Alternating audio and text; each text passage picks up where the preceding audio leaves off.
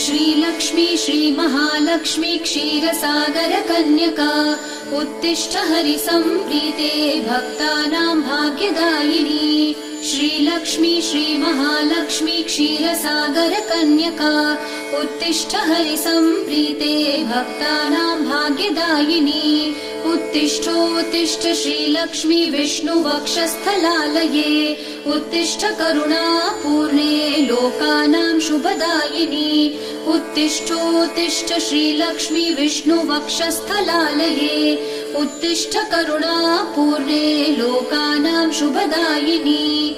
श्रीपद्ममध्यवसिते वरपद्मनेत्रे श्रीपद्महस्तचिरपूजित पद्मपादे श्रीपद्मजात जननी शुभपद्मवक्त्रे श्रीलक्ष्मी भक्तवरदे तव सुप्रभातम्।